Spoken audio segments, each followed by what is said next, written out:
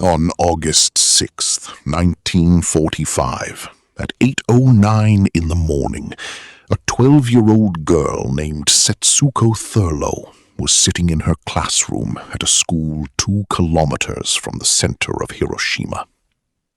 She was listening to her teacher. Through the window, the sky was perfectly blue. It was going to be a hot day. She never heard the explosion. Nobody in Hiroshima heard it. The bomb detonated at 580 meters above the ground, in the air above the city, and the first thing anyone experienced was not sound, but light. A flash of white light so total and absolute that it erased everything. Setsuko's last memory before the flash was her classroom. Her next memory was lying under rubble in complete darkness, the air tasting of ash, her arm pinned under a collapsed beam, the silence around her total and raw. She was one of the lucky ones. 6 hours earlier, at 2:45 in the morning, an American B-29 bomber named the Enola Gay had lifted off from Tinian Island in the Pacific, carrying a single bomb.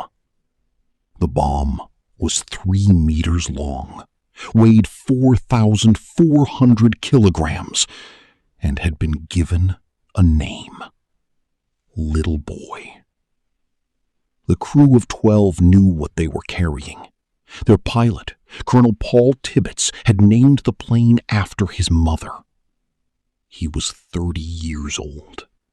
He was calm. He had trained for this mission for months. As the Enola Gay climbed into the Pacific night sky, Tibbets told his crew to put on their protective goggles and not look directly at the flash. Below, in Hiroshima, the city was waking up as it always did.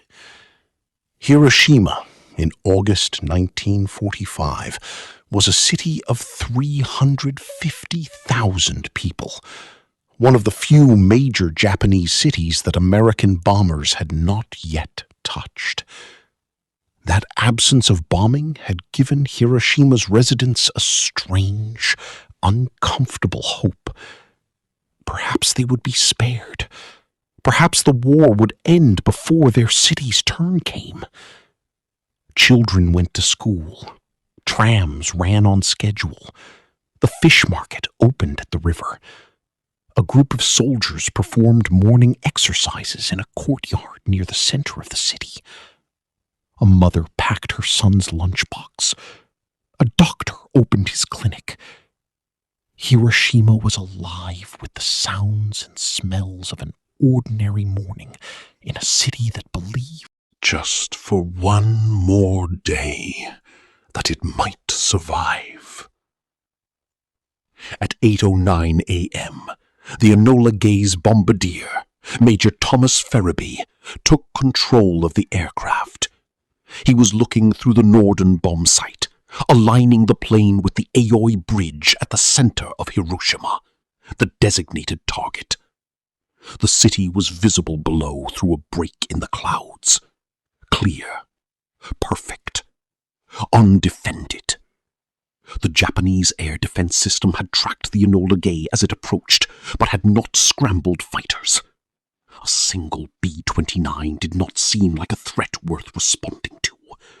They had seen single planes before. They always passed. At 8:15 a.m. and 17 seconds, Major Ferriby released Little Boy. The bomb fell for 43 seconds. 43 seconds of silence. 43 seconds while 350,000 people below went about their morning, while Setsuko listened to her teacher, while the mother sealed her son's lunchbox, while the soldiers completed their exercises, while the doctor greeted his first patient.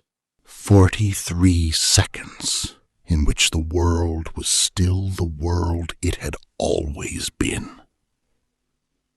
At 8:16 a.m., Little Boy detonated at 580 meters above the Shima Hospital, 160 meters from the intended target. The temperature at the point of detonation reached 300,000 degrees Celsius, hotter than the surface of the sun.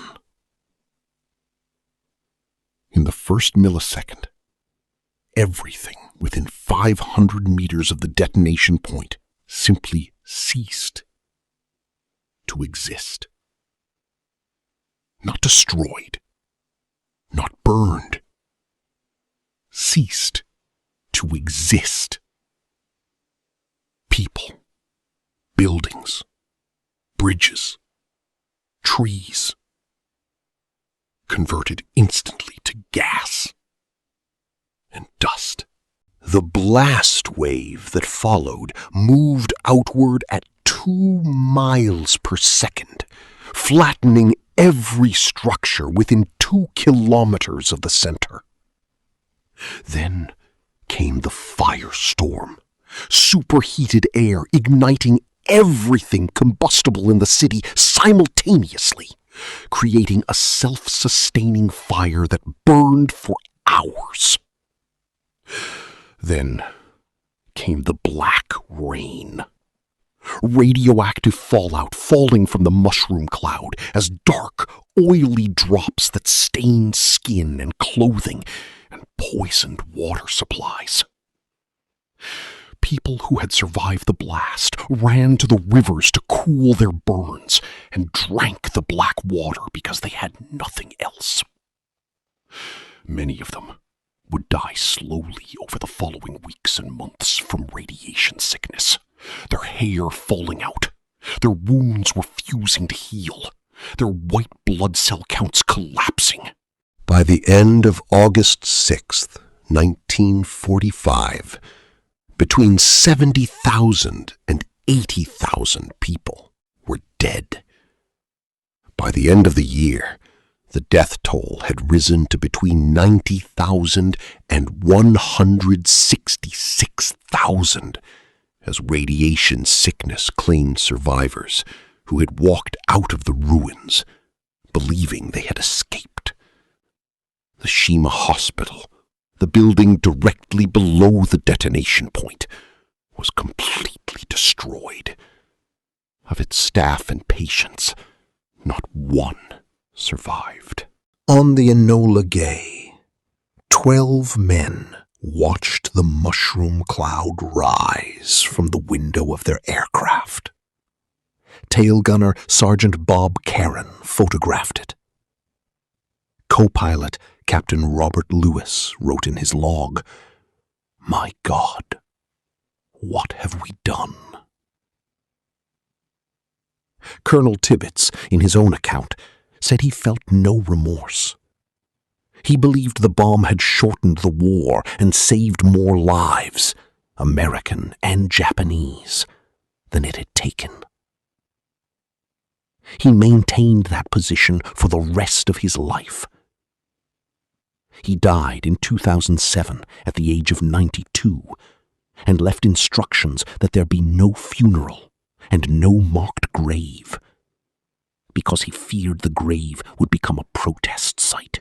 3 days after Hiroshima, on August 9th, a second atomic bomb, Fat Man, was dropped on the city of Nagasaki, killing between 40,000 and 80,000 more people. On August 15th, 1945, Emperor Hirohito announced Japan's surrender. World War II was over. Setsuko Thurlow was pulled from the rubble of her classroom by a Japanese soldier. She was 12 years old, covered in ash and blood. Her uniform burned from her body. She spent the rest of her life telling people what she had seen. She became one of the most prominent survivors.